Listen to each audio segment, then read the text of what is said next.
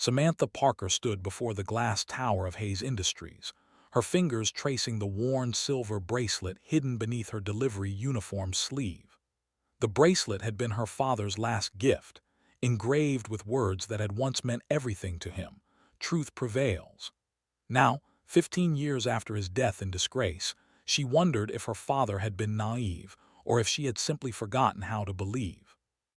The October drizzle painted Seattle's downtown in muted grays, and the weight of her daughter's inhaler in her jacket pocket reminded her why she was here.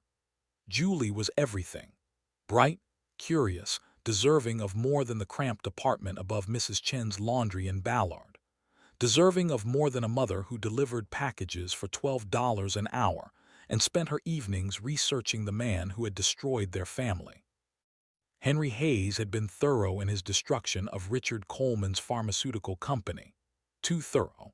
The kind of thorough that left no loose ends, no witnesses, and certainly no justice for a man who had believed that good work and honest intentions were enough.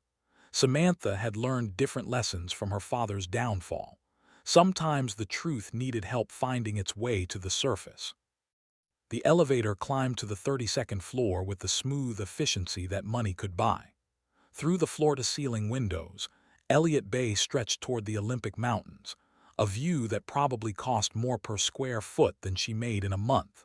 She adjusted her uniform cap and checked her watch, too, 4:47 p.m., right on schedule for the delivery that would change everything. "Package for Mr. Hayes," she told the receptionist, a woman whose manicure probably cost more than Samantha's weekly grocery budget. "Which Mr. Hayes?" the receptionist asked without looking up from her computer screen. "Nathaniel Hayes." The name felt strange on her tongue. For 15 years she had known him only as the nephew, the heir, the one who would inherit what should have been her father's legacy. She had imagined him as a carbon copy of his uncle, cold, calculating, ruthless. She hadn't expected the man who emerged from the corner office to look so tired. Nathaniel Hayes was younger than she had expected, maybe 35, with dark hair that looked like he'd been running his hands through it, and a face that might have been handsome if not for the careful distance in his eyes. He wore his expensive suit like armor, and when he looked at her, she felt evaluated and dismissed in the space of a heartbeat. "Ms. Parker," his voice was precise, professional. "I wasn't expecting a delivery." "Urgent documents from Coleman and Associates," she said, the lie sliding out with practiced ease. She had spent months preparing for this moment, creating the fake law firm, designing the letterhead, crafting the story that would get her inside Hayes Industries. He took the envelope, his fingers brushing hers briefly. "Coleman and Associates," he repeated thoughtfully. "I'm not familiar with the firm." "They handle estate matters," she said. "Inherited debts, asset recovery, the usual aftermath when companies dissolve." Something shifted in his expression, a flicker of what might have been regret. "Of course, thank you for the delivery." She should have left then. The plan had been simple: deliver the fake documents, establish contact, wait for Henry Hayes to approach her with his proposition. But as she turned to go, a small voice from the outer office made her freeze. "Mommy." Julie stood in the reception area, her school backpack still on her shoulders, her face flushed with the telltale signs of an approaching asthma attack. Mrs. Chen must have gotten held up at her doctor's appointment, leaving Julie to find her own way here after school. Panic shot through Samantha's chest as she watched her daughter struggle for breath. "Julie, baby, where's your inhaler?" I dropped it, on the bus." Julie's words came in short gasps. Samantha was already moving, digging through her jacket for the spare inhaler she always carried, when Nathaniel Hayes stepped past her. He knelt in front of Julie, his movements calm and assured. "Hey there," he said softly. "What's your name?" "Julie," she whispered between gasps. "Julie, I'm Nathaniel. I need you to listen to my voice, okay? We're going to breathe together." His tone was gentle but firm, the kind of voice that made you want to trust it. "In through your nose, slow and steady. That's it. Now out through your mouth like you're blowing up a balloon." Samantha fumbled with the inhaler cap, her hands shaking with familiar terror. But Nathaniel's voice never wavered as he guided Julie through the breathing exercise, and gradually, her daughter's panic began to subside. "There we go," he said as Samantha finally got the inhaler working and Julie took the medication. "Much better. You did great, Julie." "How did you know what to do?" Samantha asked, her professional composure cracking. "My mother had asthma," he said simply, then looked back at Julie. "Do you feel better now?" Julie nodded, suddenly shy. "Thank you, mister." "Just Nathaniel, or Nate if you prefer." "Thank you, Nate." Julie smiled, and Samantha saw something soften in Nathaniel's carefully controlled expression. "Should I call someone?" he asked Samantha. "A doctor or—" "No, she's okay. This happens sometimes. I'm sorry for the disruption." The words came out stilted, formal. She was supposed to be a delivery driver, not someone whose daughter had memorized the address of Hayes Industries and knew exactly where to find her mother. "Don't apologize. Is there someone watching her after school?" "Usually, yes. There was a mix-up today." Another lie, but easier than explaining that Mrs. Chen was the only childcare she could afford, and that even their neighbor's kindness had limits. Nathaniel was quiet for a moment, studying Julie with the same intensity he had directed at the fake legal documents. "How old are you, Julie?" 8 3/4. 8 3/4 is a very good age, he said seriously. "Do you like puzzles?" "I love puzzles." He glanced at Samantha, something unreadable in his expression. "I have a puzzle collection in my office. Would you like to see it while your mom finishes her deliveries?" Every instinct told Samantha to refuse, to grab Julie and run before this moment of unexpected kindness could complicate her carefully laid plans. But Julie was already nodding eagerly, and the alternative was leaving her 8-year-old daughter alone in the lobby of a downtown office building. "That's very kind," she managed, "but I only have a few more stops." "Nonsense, Julie and I will be fine, won't we, Julie?" Her daughter beamed at him with the easy trust of childhood, and Samantha felt something twist in her chest. This wasn't part of the plan.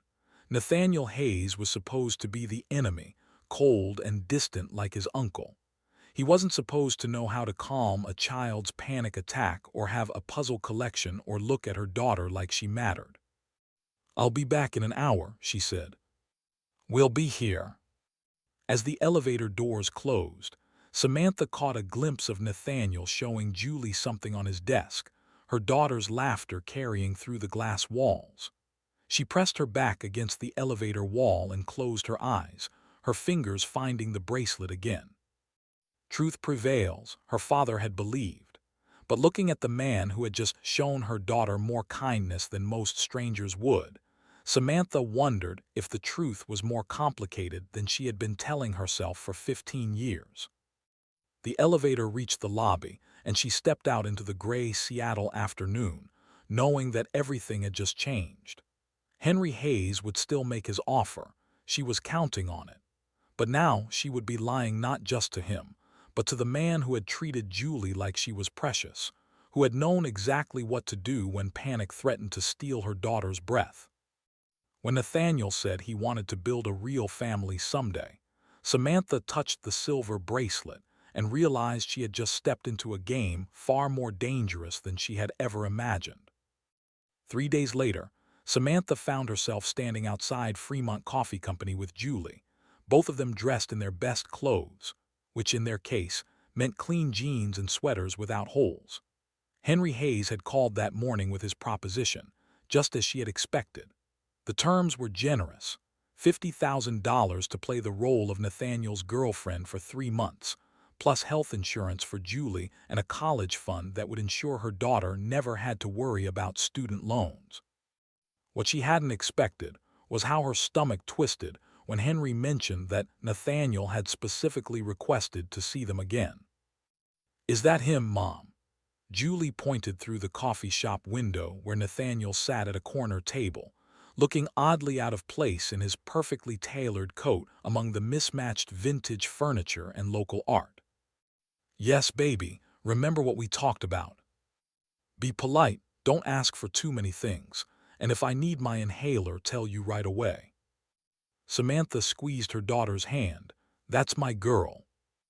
The coffee shop smelled like espresso and rain-soaked wool, quintessentially Seattle in a way that made Samantha's chest ache with something she couldn't name.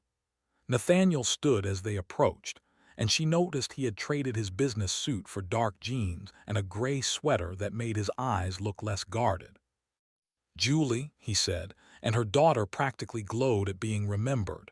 "How are you feeling?" "Much better. Mom got me a new inhaler for my backpack, and one for home and one for school." "That sounds very responsible." He looked at Samantha over Julie's head. "Please sit. I took the liberty of ordering hot chocolate for Julie. I hope that's all right." "You didn't have to do that." "I wanted to." He helped Julie out of her coat with the careful attention of someone unused to children but determined to get it right. "I have something for you, Julie." From a small bag beside his chair, he produced a wooden puzzle box, intricate and beautiful in the way that handmade things often were. Julie's eyes widened as she took it, turning it over in her small hands. "It's a secret box," he explained. "See if you can figure out how to open it." As Julie became absorbed in the puzzle, Samantha found herself studying Nathaniel's face. There was something almost hungry in the way he watched her daughter work, like he was memorizing every expression. "You're very good with her," she said quietly. "I don't have much experience with children." He paused, seeming to weigh his words. "But I remember being 8, and I remember what it felt like when adults actually listened." There was a story there, something in the careful way he spoke that suggested his own childhood hadn't been filled with adults who listened. Samantha felt an unwelcome flutter of curiosity about the man behind the corporate facade. "My uncle mentioned that you might be interested in spending time together," Nathaniel said, his voice carefully neutral. "I realize this is unconventional." Samantha had rehearsed this conversation, prepared for the awkwardness of discussing their fake relationship. What she hadn't prepared for was the way he looked genuinely uncomfortable, as if the whole arrangement embarrassed him. "He explained the situation," she said carefully, "about the company image, the board of directors. I'm sorry if this puts you in an awkward position. Henry can be persistent when he thinks he knows what's best." Nathaniel's jaw tightened slightly. "I want you to know that whatever we decide, there's no pressure, and Julie's college fund is secure regardless." "You already set up the college fund." "This morning. It seemed like the right thing to do." Samantha stared at him, thrown off balance. In her carefully constructed narrative, Nathaniel Hayes was supposed to be complicit in his uncle's machinations, another privileged man using his wealth to manipulate people. He wasn't supposed to set up college funds before agreements were signed or look uncomfortable about arrangements he supposedly wanted. "I got it." Julie's excited voice broke through her confusion. The puzzle box had opened to reveal a small wooden bird inside, wings spread as if in flight. "Well done," Nathaniel said, and the genuine pride in his voice made something in Samantha's chest flutter uncomfortably. "That took me 20 minutes when I first tried it." "Can I show Mom?" "Of course." As Julie explained the puzzle's mechanism with the elaborate detail that 8-year-olds brought to everything that fascinated them, Samantha found herself watching Nathaniel again. He listened to her daughter with the same focused attention he might give a board presentation, asking questions that showed he was really paying attention. "Julie," he said when she finished her explanation, "would you like to see the fish? There's an aquarium in the back." "Can I, Mom?" "Stay where I can see you," Samantha said, and Julie practically skipped toward the large saltwater tank near the rear of the coffee shop. They were alone now, and Samantha felt the weight of Henry's proposition settling between them like a third presence at the table. Why did your uncle think I'd be suitable for this arrangement? She asked. Nathaniel was quiet for a long moment, watching Julie through the coffee shop's eclectic crowd. I think he believes that someone like you, someone real, with real responsibilities, might help me remember what matters. Someone like me. Someone who isn't trying to get something from me. He looked at her directly then, and she saw something raw in his expression. Do you have any idea how rare that is? The irony of his words hit her like cold water. She was trying to get something from him: information, access, revenge. Everything about her presence here was a lie, from her name to her job to the reason she was sitting across from him. I'm not naive, Nathaniel. Everyone wants something. What do you want? The question caught her off guard with its directness. What did she want? Justice for her father, certainly, security for Julie. But sitting here, watching him interact with her daughter with such careful kindness, she wasn't sure anymore. I want Julie to have opportunities I never had, she said finally. It was true, even if it wasn't the whole truth. What about you? What do you want for yourself? No one had asked her that question in years.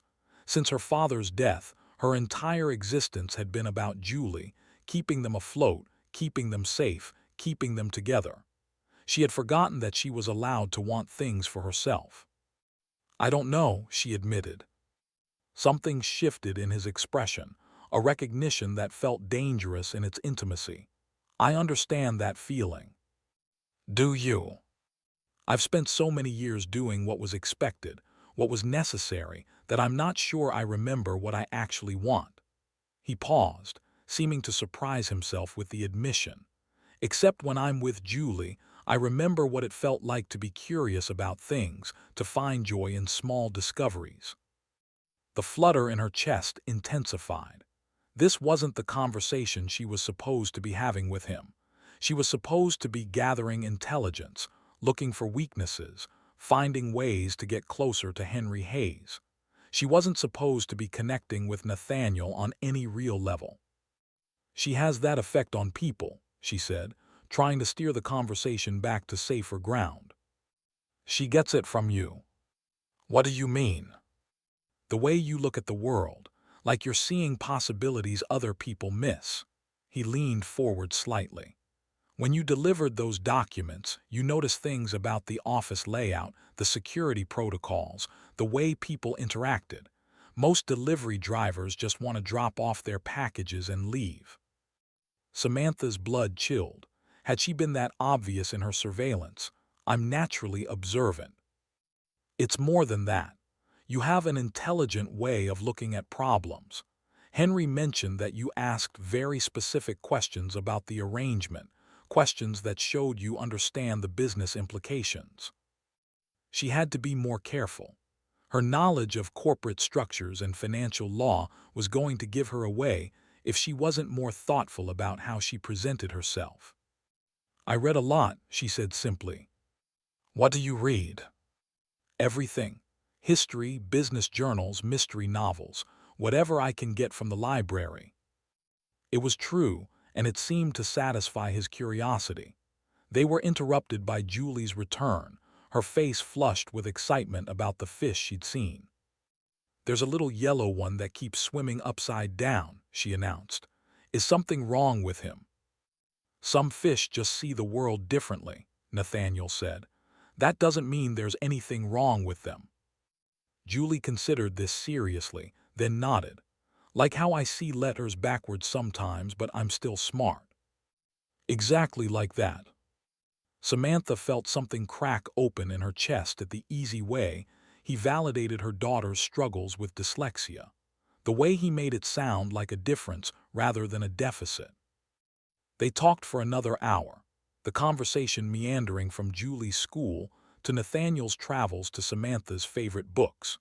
She found herself forgetting to maintain the careful distance she had planned, drawn in by his genuine curiosity about their lives and his surprising knowledge of everything from children's literature to the economic challenges facing single mothers in Seattle. When they finally prepared to leave, Julie hugged Nathaniel goodbye with the unself-conscious affection of childhood, and Samantha saw something vulnerable flash across his face. "Thank you for the puzzle box," Julie said, "and for listening to my fish story." "Thank you for teaching me how to solve puzzles faster," he replied seriously.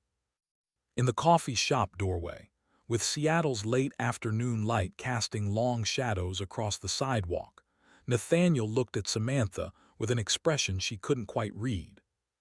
"If we do this arrangement, I want you to know that I'll do everything I can to make it as easy as possible for you and Julie. No pressure, no expectations beyond what's necessary for public appearances." "And what happens after 3 months?" "I don't know," he admitted. "I suppose we'll figure that out when we get there." As they walked to the bus stop, Julie chattering about the puzzle box and the upside-down fish, Samantha found herself looking back at the coffee shop where Nathaniel still stood in the window, watching them leave. Her phone buzzed with a text message: "Dinner tomorrow night. There's something I'd like to show you. N." She stared at the message, her thumb hovering over the keyboard. This was what she had wanted: closer access, more opportunities to gather information. So why did accepting feel less like a victory and more like stepping toward the edge of a cliff?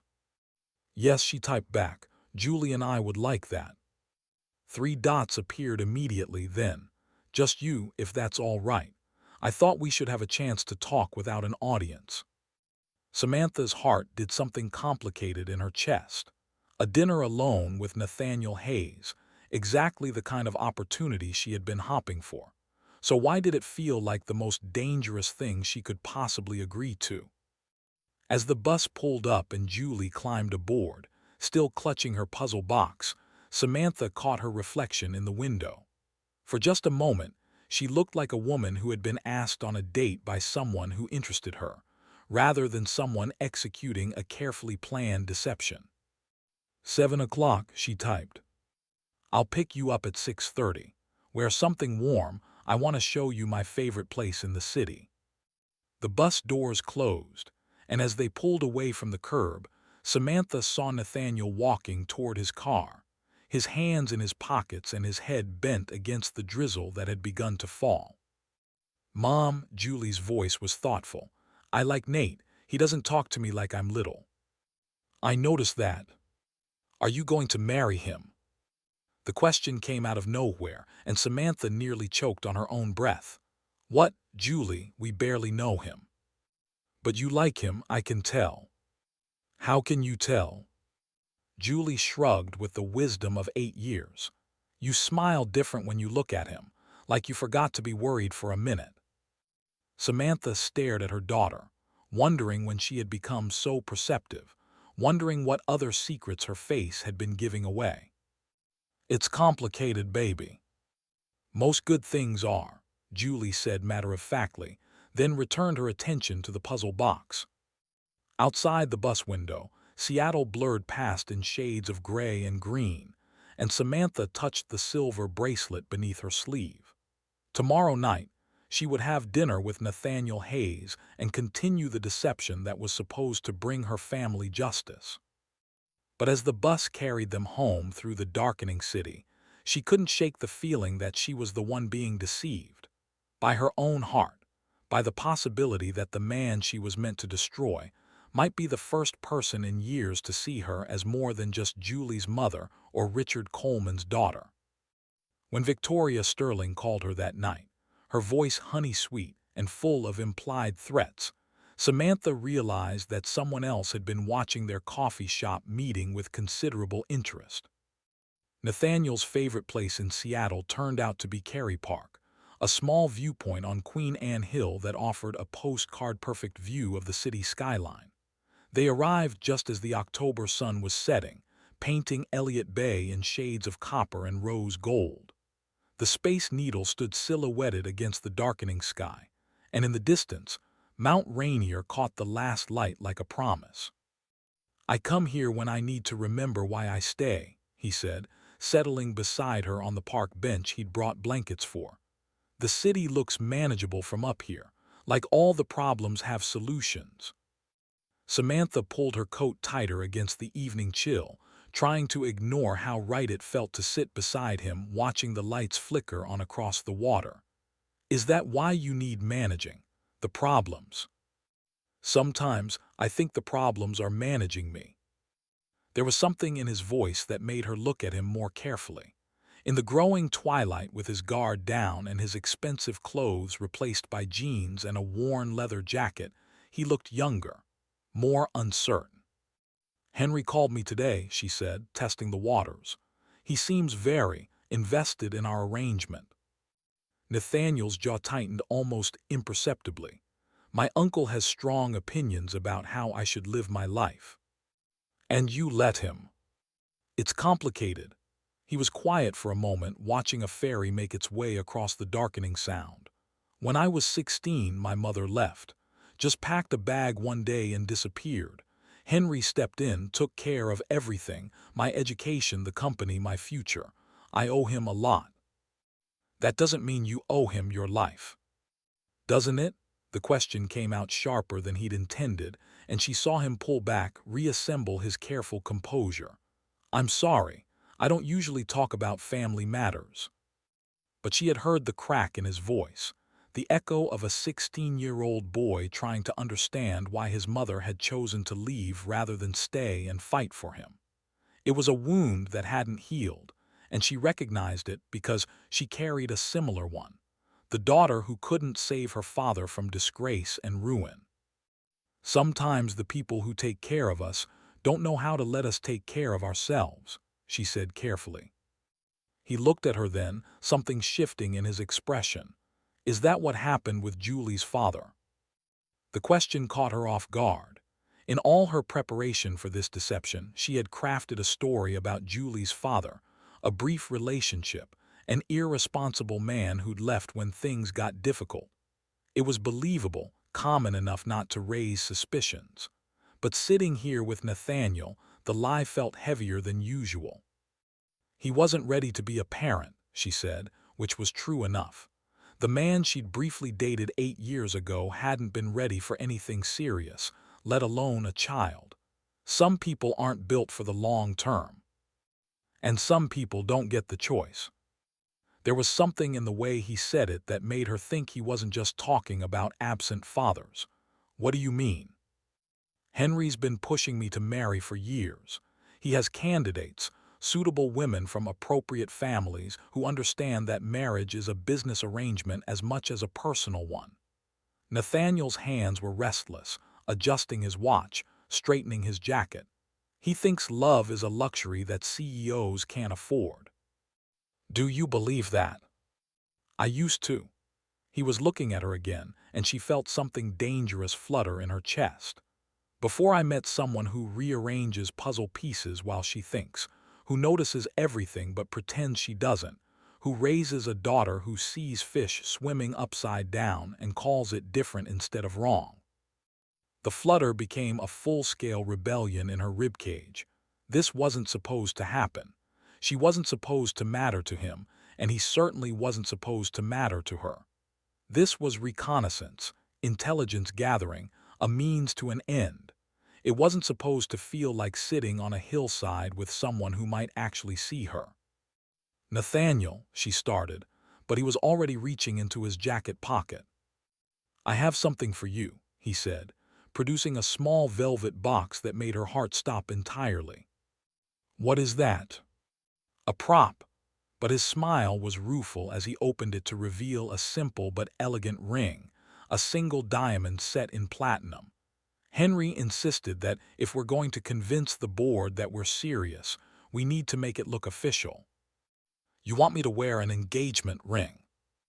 "I want you to have the choice.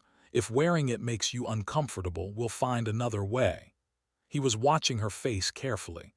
"But the board meeting is next week, and Henry's expecting an announcement." Samantha stared at the ring, thinking about how many months of rent it probably cost, how many grocery bills, how many emergencies it could cover. She thought about her father's voice teaching her that some things weren't for sale, and about Julie's college fund that was already secured regardless of what she decided.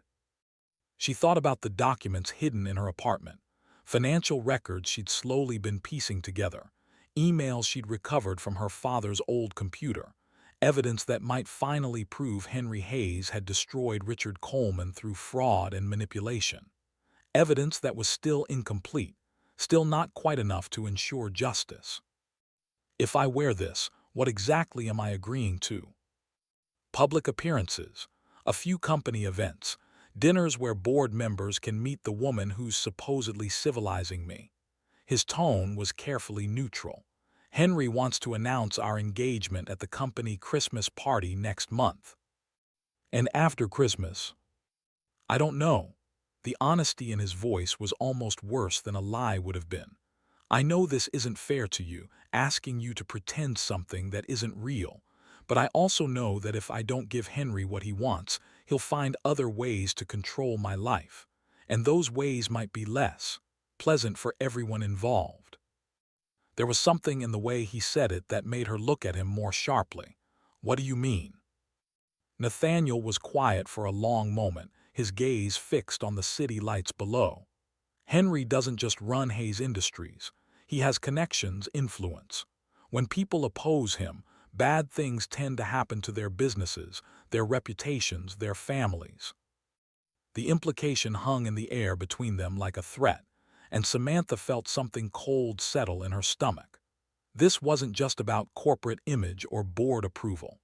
This was about Henry Hayes maintaining control through fear and manipulation, the same tactics he'd used to destroy her father. He would hurt Julie and me. I won't let that happen. The fierceness in his voice surprised both of them. Whatever else this is, whatever complications arise, I won't let him hurt you or Julie. She believed him, and that was the most dangerous part of all. She believed that Nathaniel Hayes, despite being Henry's nephew and heir, would try to protect them. The realization shifted something fundamental in her understanding of the situation. If I agree to this, the engagement, the Christmas party, what happens if people start asking questions about my background? What kind of questions? Where I went to school, what my family does, why a CEO is marrying a delivery driver. She was testing him, trying to see how much investigation their relationship could withstand. Does it matter? His question was genuine, without a trace of condescension. Some of the most interesting people I know never went to college. Some of the smartest never had opportunities to prove it in conventional ways. Your board might not see it that way. Then they'll learn to adapt. There was steel in his voice now, the same quality she'd heard when he'd promised to protect them from Henry. I'm tired of making decisions based on other people's prejudices. The ring sat between them in its velvet box, catching the light from the city below. It was beautiful, but it was also a chain, another link in a deception that was becoming more complicated by the hour. Can I think about it? Of course. He closed the box and slipped it back into his pocket. But Samantha, whatever you decide, I want you to know that spending time with you and Julie has been the first real thing I've experienced in years. I don't want to lose that, engagement ring or not. The sincerity in his voice made her chest ache. She was supposed to be using him, manipulating him, getting close enough to find the evidence she needed to destroy his uncle. Instead, she was sitting on a hillside feeling something that might have been falling in love if her entire life weren't built on a lie. Her phone buzzed with a text message, and she glanced at it reflexively. Beautiful evening for a romantic view, isn't it? V. Ice flooded her veins as she realized the implication.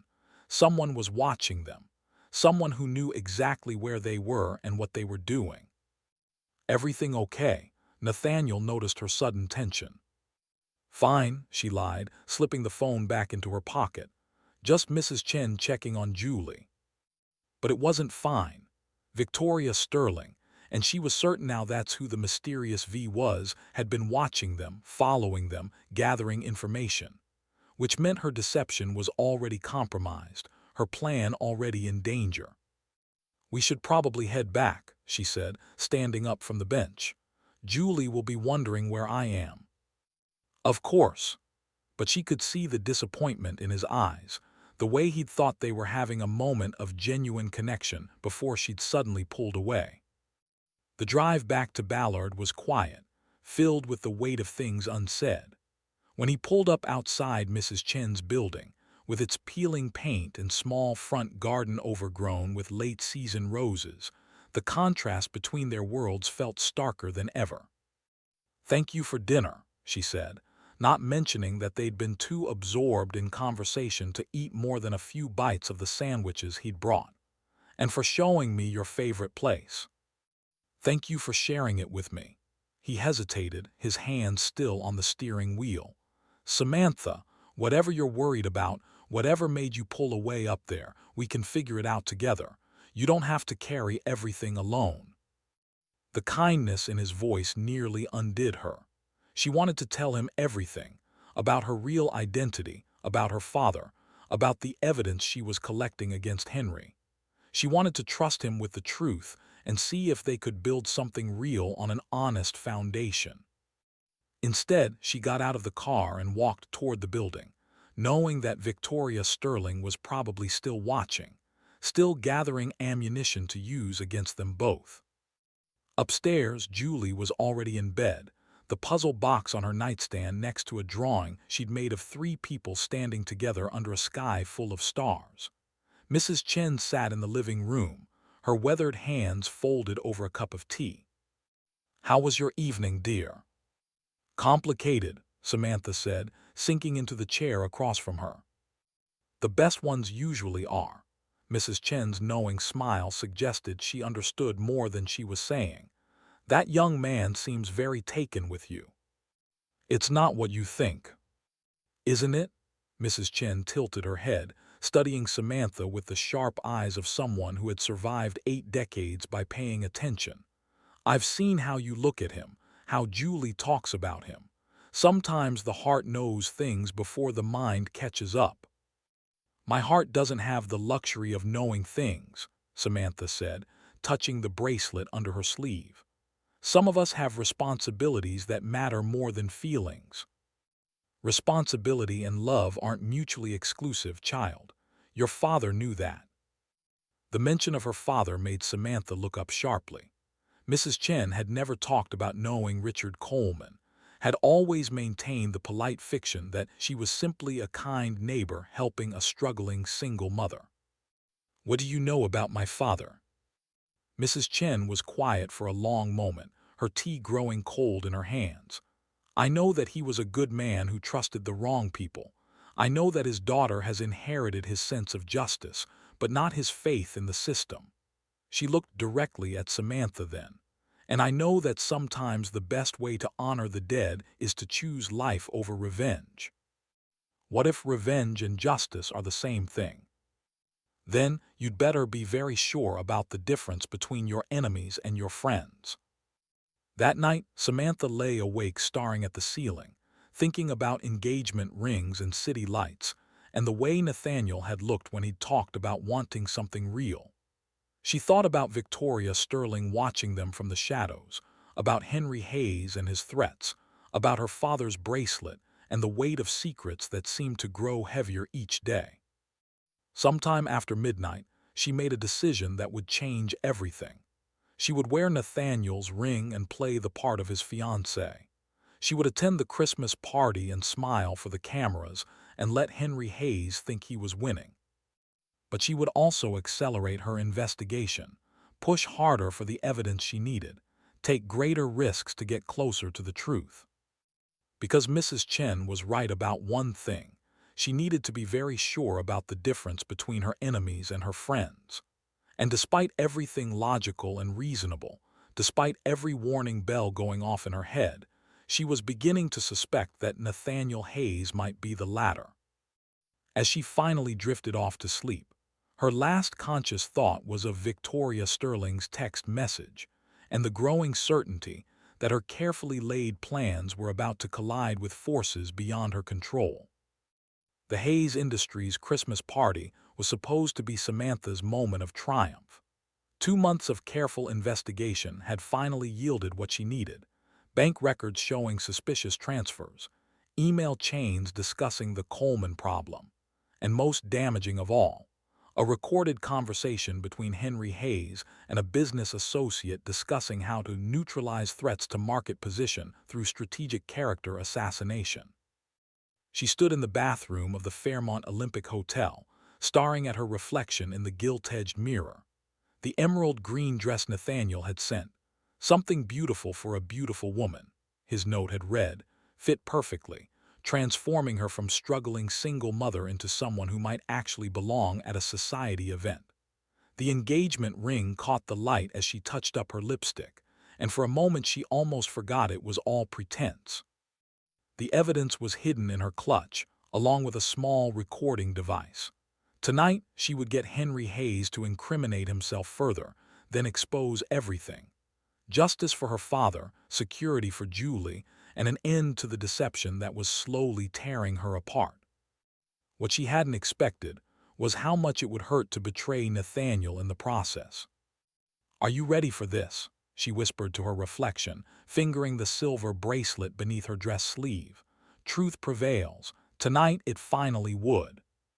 The ballroom was a glittering showcase of Seattle's elite, all crystal chandeliers and designer gowns and conversations that shaped the city's economic future. Nathaniel found her immediately, looking devastatingly handsome in his tuxedo, and offering her his arm with the kind of smile that made her forget momentarily that this was all performance. "You look incredible," he said, and the way he looked at her made her feel it might actually be true. "Thank you for the dress, it's beautiful." Not as beautiful as the woman wearing it. Around them, the party swirled with champagne and calculated networking, but Samantha found herself focused entirely on the way Nathaniel's hand felt on the small of her back as he guided her through the crowd. She had spent weeks learning to play this role, but tonight it didn't feel like acting. "Nathaniel, my boy." Henry Hayes materialized from the crowd like a shark sensing blood in the water. He was older than she had expected, maybe 60, with silver hair and the kind of smile that never reached his eyes. "And you must be the famous Samantha Parker." "Mr. Hayes." She shook his offered hand, fighting the revulsion that threatened to show on her face. This was the man who had destroyed her father, who had built his empire on the ruins of other people's lives. "I hear congratulations are in order." His gaze dropped to the engagement ring, and something calculating flickered in his expression. "Nathaniel has excellent taste in women, as did his father." There was something in the way he said it that made both Samantha and Nathaniel tense. "Henry," Nathaniel's voice carried a warning. "What? It's a compliment.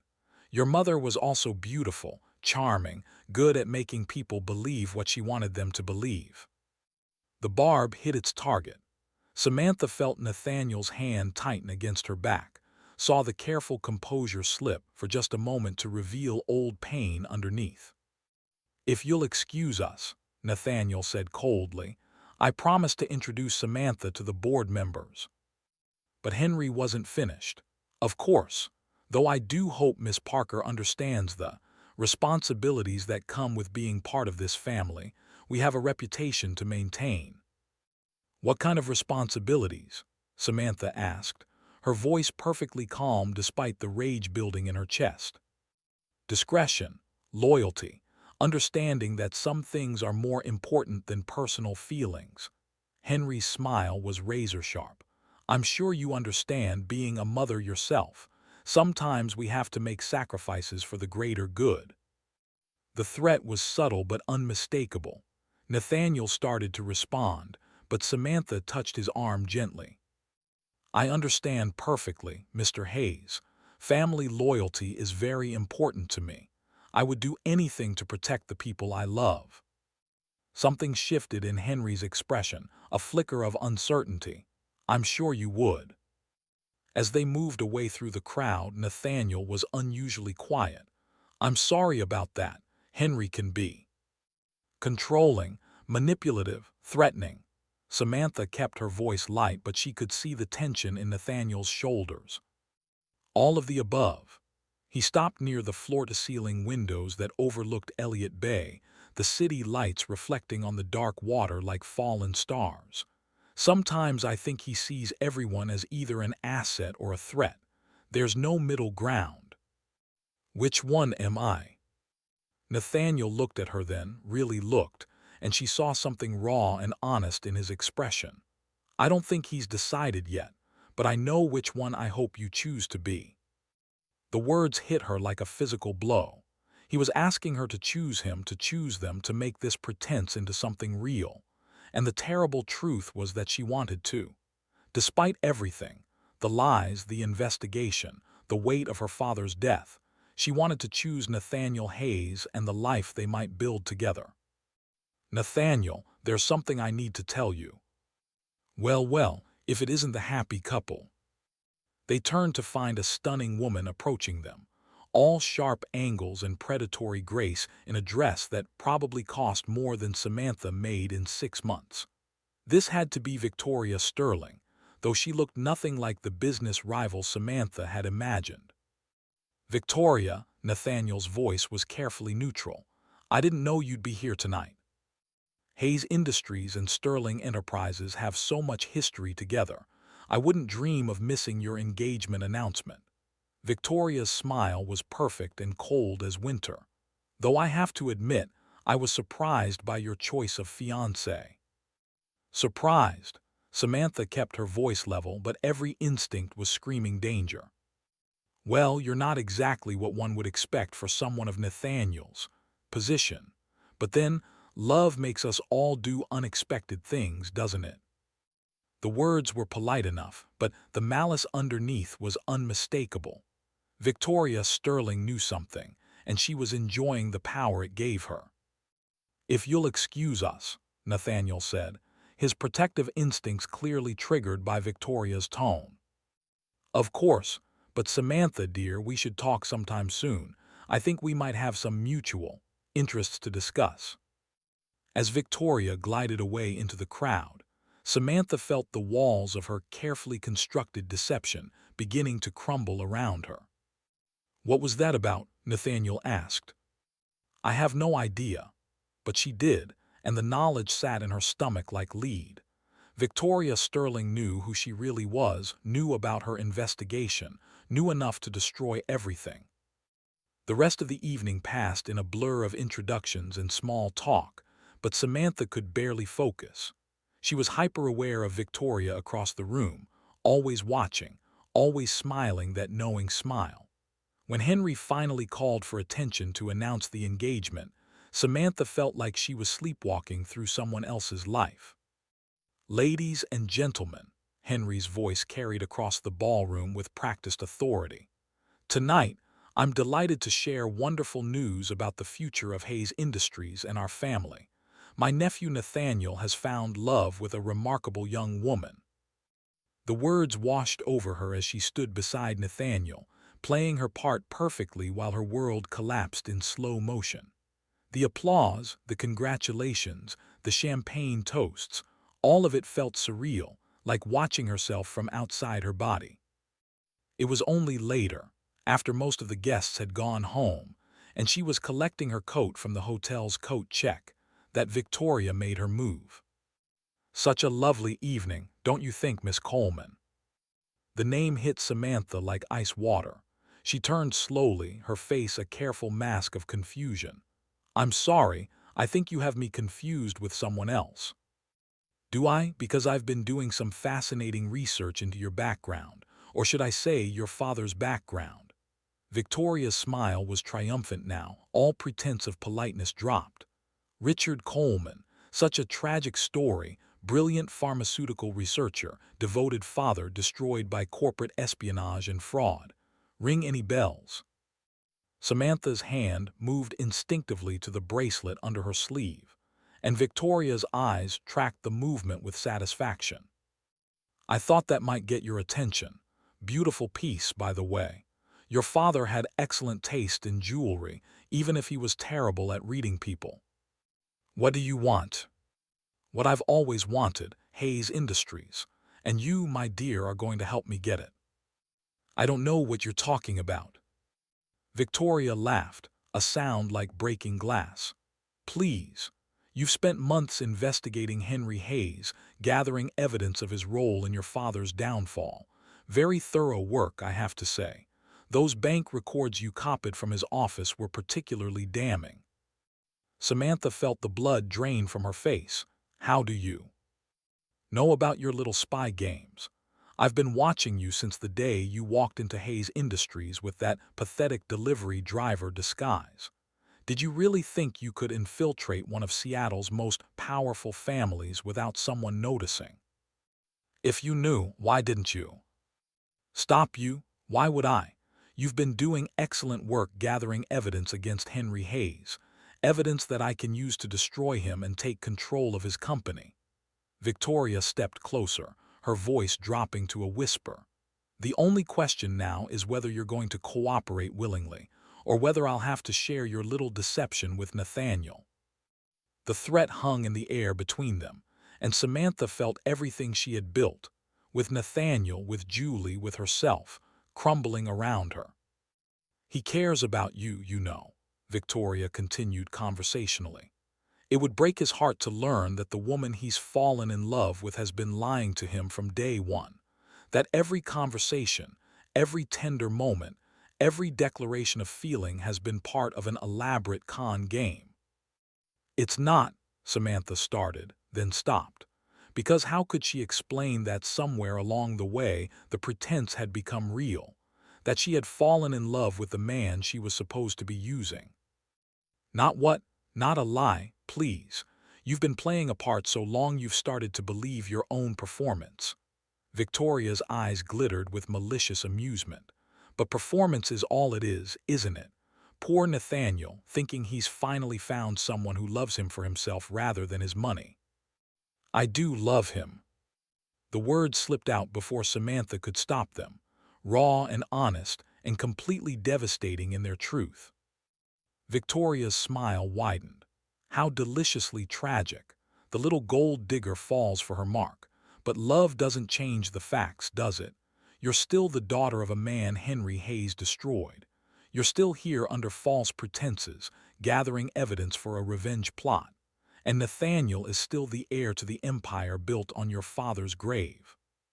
Samantha closed her eyes, feeling the weight of every lie she had told, every moment of genuine connection she had shared with Nathaniel while concealing her true identity.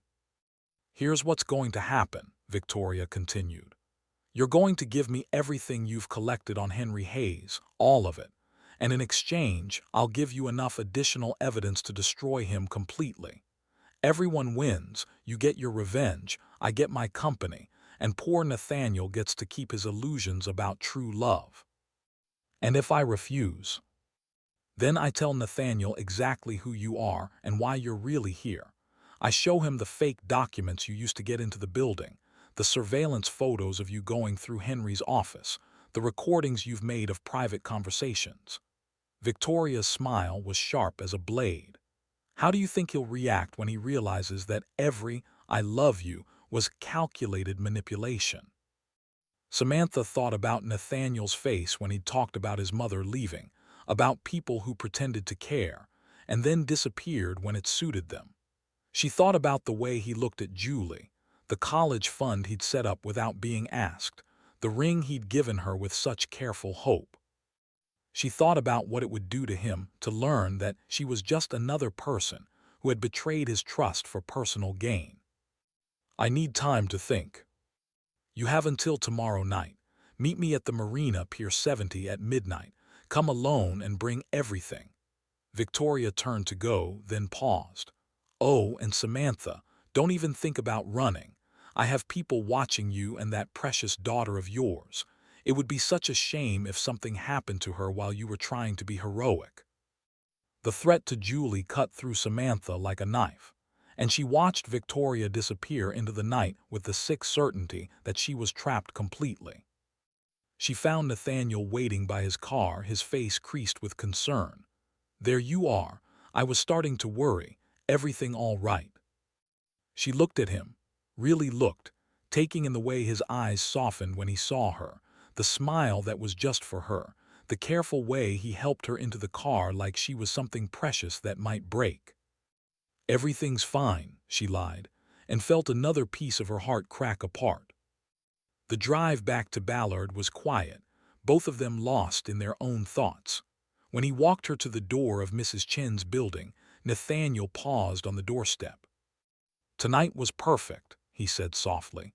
"Having you there, introducing you to everyone as my fiancé. It felt real in a way nothing has felt real in years." "Nathaniel," she started, but he was already pulling her close, kissing her with a tenderness that made her want to cry. "I know this started as an arrangement," he said against her lips, "but somewhere along the way it became something else for me. You became something else. I need you to know that." She kissed him back, memorizing the taste of him, the way he held her like she mattered, like she was worth protecting and cherishing and loving. Because tomorrow night, she would have to choose between destroying Henry Hayes and destroying the best thing that had ever happened to her. "I need you to know something too," she whispered. "What?" "Whatever happens, what I feel for you is real. Don't ever doubt that." He smiled, that wonderful, transformative smile that made him look like the man he might have been if the world hadn't taught him to be so careful with his heart. "I love you too, Samantha Parker." As he drove away into the Seattle night, Samantha stood on the doorstep and watched his taillights disappear around the corner. Inside her clutch, the evidence against Henry Hayes felt like it weighed 1,000 pounds, and Victoria Sterling's ultimatum echoed in her head like a death sentence. Upstairs, Julie was asleep with the puzzle box on her nightstand, and the drawing of their little family tacked to the wall above her bed. Mrs. Chen looked up from her tea as Samantha came in, taking in the expensive dress and the devastation on her face. "How did it go, dear?" "I think I just lost everything that matters," Samantha said, and finally let herself cry. Samantha spent the morning after the Christmas party sitting in her car outside Hayes Industries, watching Nathaniel through the floor-to-ceiling windows of his office. He was on the phone, packing back and forth with the restless energy she had learned to recognize as his thinking mode. Even from 30 floors below, she could see the tension in his shoulders, the way he ran his hand through his hair when he was frustrated. She had 12 hours before Victoria's deadline, and she still didn't know what she was going to do. The evidence against Henry Hayes sat in a manila envelope on her passenger seat: bank records, emails, recorded conversations, everything she needed to destroy the man who had killed her father. 15 years of waiting, planning, searching for justice, and it was finally within her grasp. All she had to do was sacrifice the man she loved to get it. Her phone buzzed with a text from Nathaniel. "Good morning, beautiful. Coffee later. I have something I want to show you." She stared at the message, her thumb hovering over the keyboard. How many times had she lied to him? How many moments of genuine connection had been built on deception? The weight of it all pressed down on her chest until she could barely breathe. Another text appeared. "Everything okay? You seemed quiet last night after we left the party." "I'm fine," she typed back. "Just tired. Rain check on coffee." "Of course, but Samantha, if something's wrong you can tell me. Whatever it is, we'll figure it out together." The kindness in his words made her want to cry.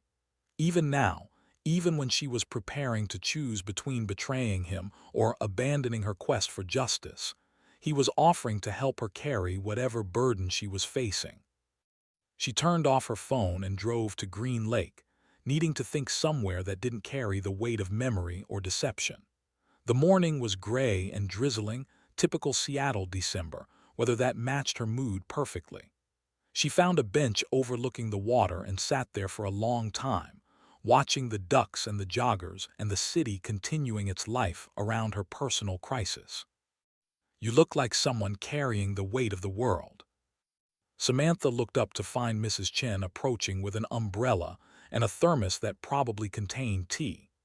Even in her 80s, their neighbor moved with surprising grace, and her dark eyes missed nothing. "How did you find me?" "Lucky guess.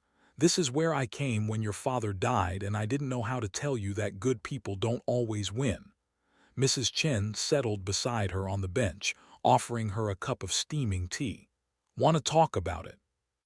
"You knew him, really knew him." "Richard Coleman was my employer for 8 years before Henry Hayes destroyed his company. I was his executive assistant, and I watched that man pour his heart into developing medications that could help people who couldn't afford traditional treatments." Mrs. Chen's voice was quiet but firm.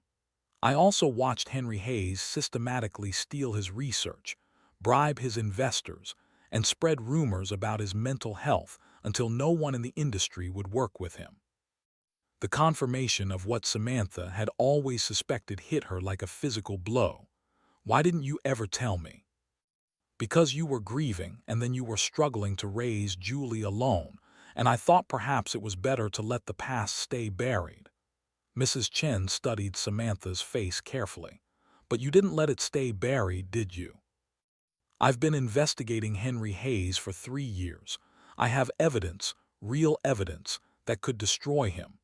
Bank records, emails, recorded conversations admitting to fraud and corporate espionage. And I fell in love with his nephew." The words came out broken, raw with pain. "I was supposed to use Nathaniel to get closer to Henry, but somewhere along the way, it became real. And now someone else knows who I am, knows what I've been doing, and she's going to expose everything unless I give her all the evidence against Henry." Mrs. Chen was quiet for a long moment, watching the rain create ripples across the lake's surface. "What does your heart tell you to do?" "My heart is an idiot.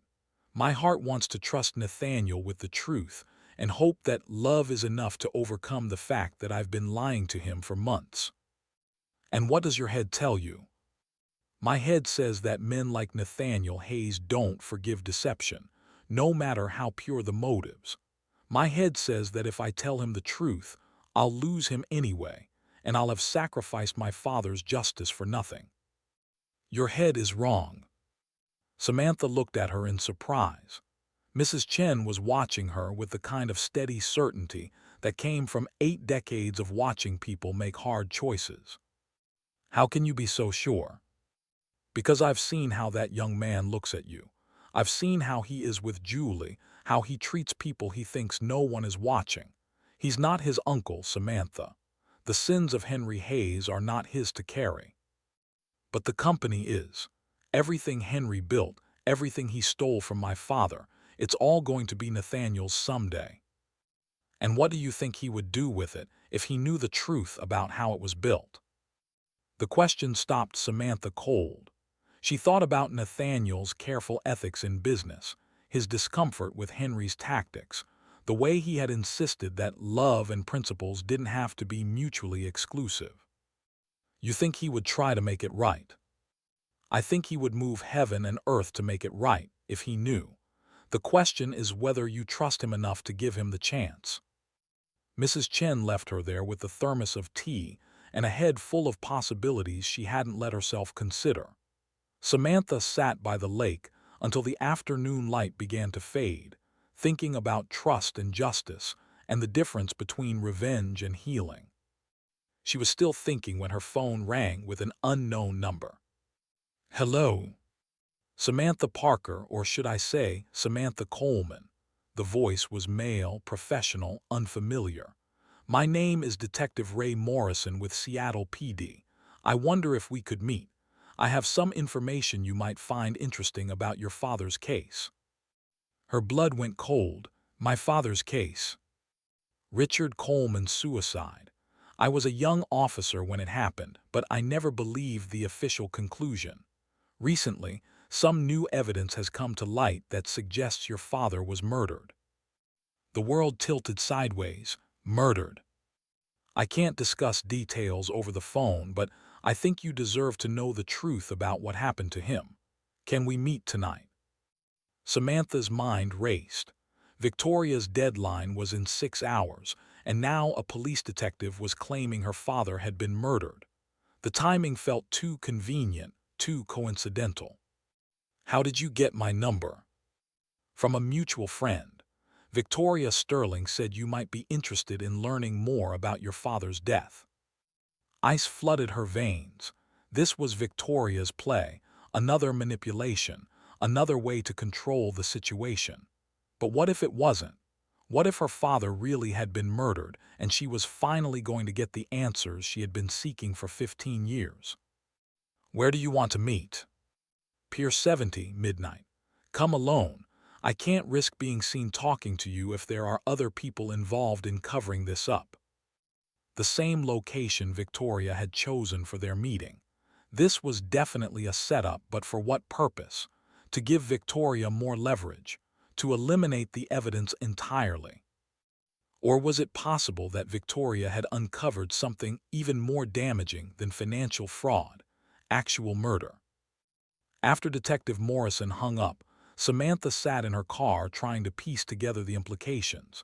If Henry Hayes had killed her father, then everything changed. This wasn't just about corporate espionage or stolen research. This was about justice for a man whose death had been covered up for 15 years. But it could also be an elaborate trap, designed to get her to bring all the evidence to one place where Victoria could destroy it, and eliminate the only witness who could connect her to any of this. Her phone buzzed with another text from Nathaniel. I know you said rain check on coffee, but I really need to see you. Something important has come up with Henry, and I could use your advice. This time she called him back. Samantha, thank God, can you come to my apartment? I'd rather not discuss this over the phone. What's wrong? I found something in Henry's office, something that changes everything. Her heart stopped. What kind of something?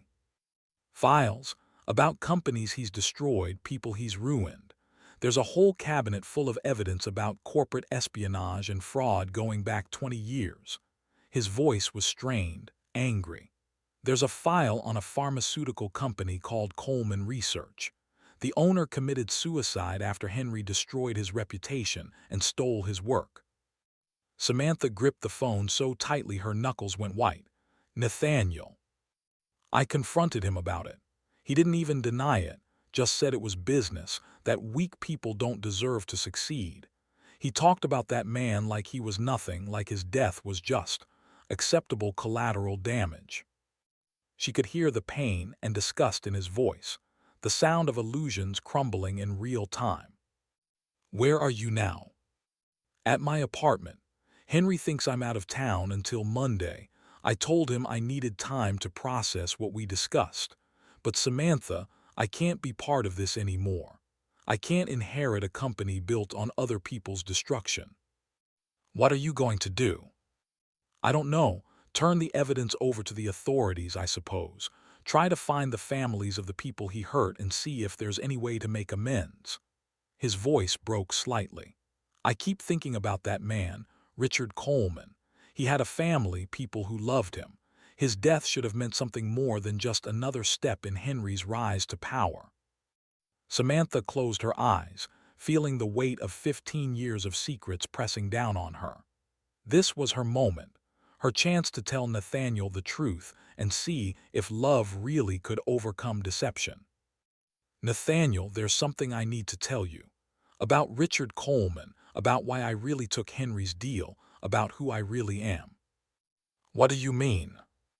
I need to see you, face to face.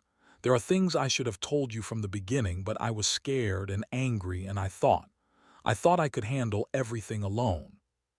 Samantha, you're scaring me. Whatever it is, we can work through it. Can we?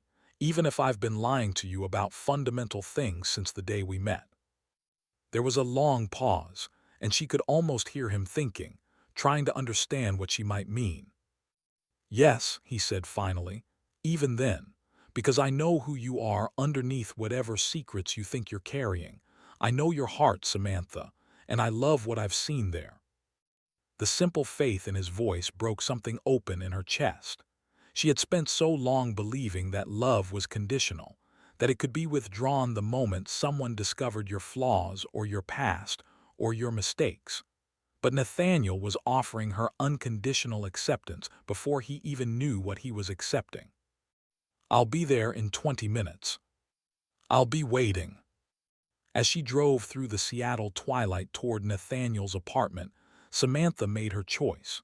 She would tell him everything about her father, about her investigation, about Victoria's threats. She would give him the evidence and let him decide what to do with it. She would trust him with the truth and hope that the foundation they had built was strong enough to survive the earthquake of revelation. Victoria Sterling could go to hell. Detective Morrison could wait for his answers. The only person who mattered now was Nathaniel, and the possibility that honesty might actually set them both free. She pulled into his apartment building's underground garage at 7:43 p.m., clutching the manila envelope that contained everything she had gathered against Henry Hayes. In a few minutes, she would either save their relationship by trusting him with the truth, or destroy it by revealing the depth of her deception. But as she walked toward the elevator, one thought echoed in her mind with crystal clarity. Her father had raised her to believe that truth prevails, and it was time to find out if he had been right. Nathaniel's apartment occupied the entire top floor of a converted warehouse in Pioneer Square, with exposed brick walls and floor-to-ceiling windows that offered a panoramic view of Elliott Bay. Under normal circumstances, Samantha would have been intimidated by the casual wealth on display, the original art, the designer furniture, the kitchen that probably cost more than she made in 5 years. But tonight, all she could focus on was the man standing by the windows, his silhouette tense against the city lights. He turned when he heard the elevator, and she saw immediately that something fundamental had shifted in his expression. The careful composure he usually wore like armor was gone, replaced by raw anger and something that might have been grief. "Thank you for coming," he said, crossing to her in quick strides. "I know this is all very sudden, but after what I found today, I couldn't wait until—" "Nathaniel," she held up a hand, stopping him mid-sentence. "Before you say anything else, I need to tell you something. Something that's going to change how you see me, how you see everything that's happened between us." He studied her face, taking in the manila envelope she clutched against her chest, the tension in her shoulders, the way she couldn't quite meet his eyes. "All right," he said carefully, "I'm listening." She had rehearsed this moment 100 times during the drive over, but now that she was here, all her careful words deserted her. Instead, she reached into her jacket and pulled out the silver bracelet, letting it catch the light between them. "My father gave this to me when I was 17, she said, her voice barely above a whisper. "It was right before he died, right before Henry Hayes destroyed his life so thoroughly that he saw suicide as his only option." Nathaniel went very still. "Samantha." "My real name is Samantha Coleman. Richard Coleman was my father." The words came out in a rush now, like a dam bursting. "I've been lying to you since the day we met. The delivery driver job, the struggling single mother story, even agreeing to Henry's arrangement. It was all part of a plan to get close enough to your family to find evidence of what Henry did to my dad." She watched the color drain from his face as the implications hit him. "The documents you delivered that first day." "Fake. I created a fictitious law firm to get into your building. I've been investigating Henry for 3 years, and when he approached me with his proposition, I thought it was the perfect opportunity to get the access I needed." Nathaniel took a step back, running his hands through his hair in the gesture she had learned to recognize as his way of processing shock. "So everything between us, Julie's asthma attack, the coffee shop, Cary Park." "The feelings were real," she said quickly, desperately. "I know how that sounds. I know it's probably impossible for you to believe, but somewhere along the way, it stopped being about revenge and started being about you. About us." He was looking at her like he was seeing a stranger, and she felt her heart crack a little more with each second of silence that stretched between them. "Show me," he said finally. "What?" "The evidence. Show me what you found." With trembling hands, she opened the manila envelope and spread its contents across his dining table. Bank records showing suspicious transfers, emails discussing the Coleman problem, recorded conversations between Henry and his business associates. 15 years of investigation laid bare under the soft lighting of his apartment. Nathaniel studied each document with the focused attention she had seen him bring to board presentations, his face growing darker with each revelation. When he reached the recording device, he looked up at her questioningly. "Henry admitting to corporate espionage and character assassination," she said. "I recorded it 2 weeks ago at the office Christmas party." He pressed play, and Henry's voice filled the apartment, casual and cold as he discussed destroying Richard Coleman like it was just another business decision. "Weak people don't deserve to succeed. Coleman was brilliant, I'll give him that, but brilliance without ruthlessness is just academic masturbation. I took his research, bought off his investors, and spread enough rumors about his mental stability that no one would work with him. By the time he realized what was happening, it was too late to fight back." What about his family? What about them? Natural selection applies to business as much as biology. If Coleman couldn't protect what was his, that's hardly my responsibility. Nathaniel's hands were shaking as he turned off the recording. When he looked at her, she saw something broken in his expression. "This is what I've been part of," he said quietly. "This is the legacy I was supposed to inherit." "You didn't know, didn't I?" His voice was harsh with self-recrimination. "All those companies that mysteriously failed right before we expanded into their markets, all the brilliant researchers who suddenly lost their funding and came to work for us at half their previous salaries. I told myself it was just business, just the natural cycle of competition. But deep down, I knew something wasn't right." Samantha watched him struggle with the weight of complicity, recognizing the same guilt she had carried for 15 years over her father's death. "The question is," she said softly, "what do we do now?" He was quiet for a long moment, staring out at the city lights. "We make it right. All of it. We turn this evidence over to the FBI, we cooperate fully with any investigation, and we figure out how to compensate the families of everyone Henry destroyed. That could mean losing the company, losing everything." "Good." The fierceness in his voice surprised both of them. "I don't want an empire built on other people's graves. I'd rather start over with nothing than continue profiting from Henry's crimes." Something loosened in Samantha's chest at his words. This was the man she had fallen in love with, not the heir to a corporate dynasty, but someone who chose what was right over what was easy. "There's something else," she said. "Victoria Sterling knows who I am. She's been watching us, gathering information. She wants me to turn over all the evidence to her instead of the authorities. She plans to use it to take control of Hayes Industries herself." "Victoria," Nathaniel's expression hardened. "She called me this afternoon, said she had information about Henry that I'd find interesting. I told her I wasn't interested in whatever game she was playing. She gave me an ultimatum. Pier 70, midnight tonight. Either I give her the evidence or she exposes everything to you." Well, that backfired spectacularly. For the first time since she'd arrived, Nathaniel's mouth quirked up in something resembling a smile. "What else?" "She also arranged for someone to call me claiming to be a police detective. Said my father was murdered, not a suicide, and he wanted to meet at the same location." "Jesus." Nathaniel scrubbed a hand over his face. "She's really pulling out all the stops. What do you want to do?" The question was so simple, so direct, that it took her breath away. After years of making every decision alone, of carrying the weight of Julie's future and her father's memory without anyone to share the burden, someone was asking what she wanted.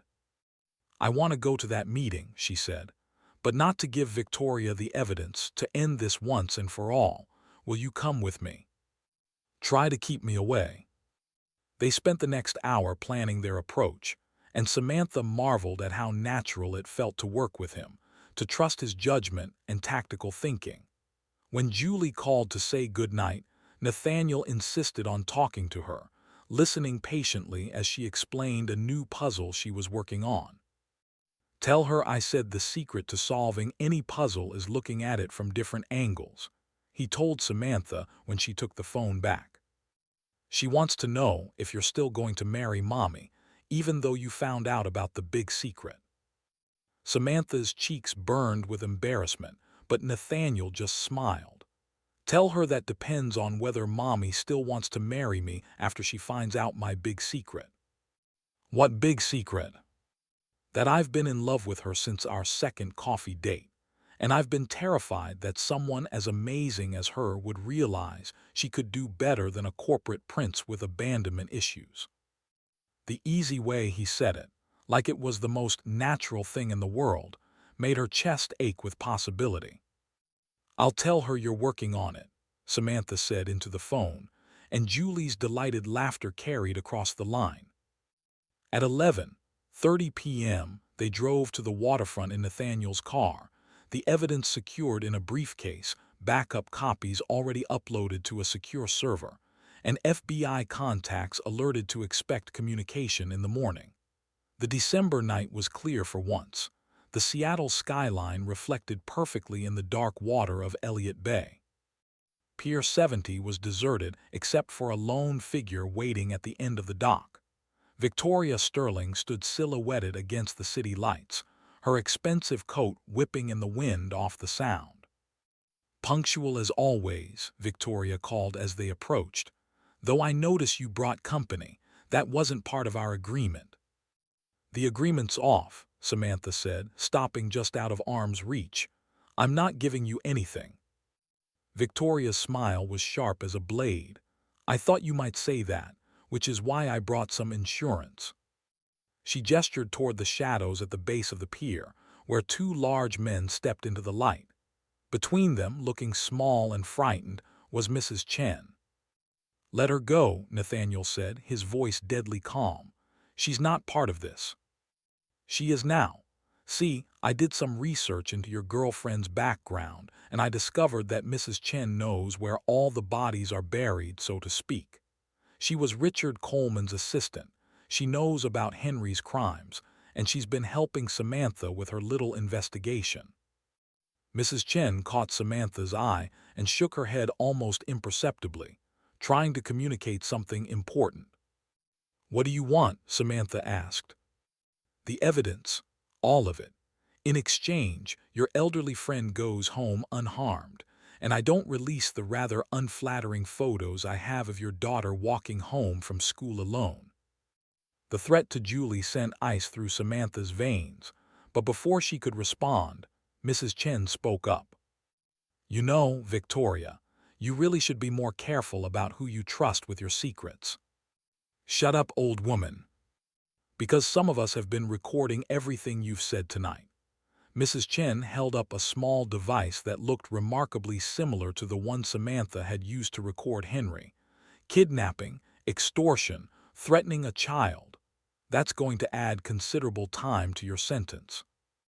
Victoria's face went white with rage. "You." The sound of sirens cut through the night air, growing louder as police cars and FBI vehicles converged on the pier. Victoria's men immediately released Mrs. Chen and tried to run, but there was nowhere to go with law enforcement blocking both ends of the waterfront. "You called the police," Victoria snarled at Samantha. "Actually," Mrs. Chen said mildly, "I did. After you had me kidnapped from my apartment, I thought it might be wise to have backup." As Victoria was led away in handcuffs, she turned back to Samantha with venomous fury. "You think you've won. Henry will never see the inside of a prison cell. He has too many connections, too much power."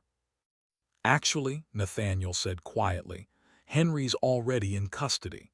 I called the FBI as soon as we left my apartment. They've been waiting for someone to come forward with evidence for years." Victoria's face crumpled as the full scope of her defeat became clear, and then she was gone, loaded into the back of a police car that disappeared into the Seattle night. Later, after the statements had been given and the evidence officially turned over, Samantha found herself back at Cary Park with Nathaniel, looking out over the city that had been the backdrop for so much deception and revelation. "So what happens now?" she asked. "Now we figure out how to build something real on an honest foundation." He reached into his jacket and pulled out the engagement ring box she recognized from weeks ago. "But first, I have a question to ask you, and this time I want to do it right."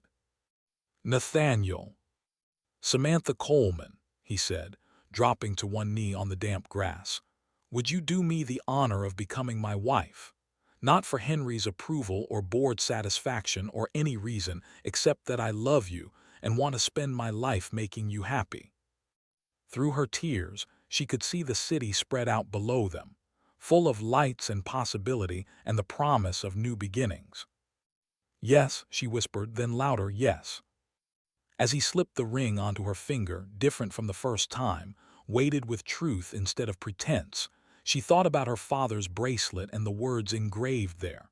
Truth prevails. He had been right after all.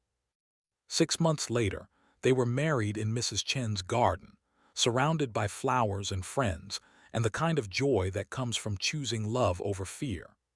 Julie stood as maid of honor, beaming as she held the rings, and whispered to anyone who would listen that she had known all along that Nate was going to be her new dad. Henry Hayes was sentenced to 15 years in federal prison for corporate espionage, fraud, and conspiracy. Hayes Industries was restructured as a public benefit corporation, with profits going toward research grants and support for families affected by corporate malfeasance. Nathaniel kept the name, but changed everything else. The silver bracelet sat in a place of honor on their mantle, but it no longer read "Truth Prevails." Samantha had it re-engraved with words that better reflected what she had learned about the weight of kindness, the power of trust, and the way love could transform even the most broken foundations into something beautiful. "Love prevails," it read now, and in the home they built together, filled with laughter and puzzle boxes and the kind of healing that comes from choosing each other every single day, it finally did.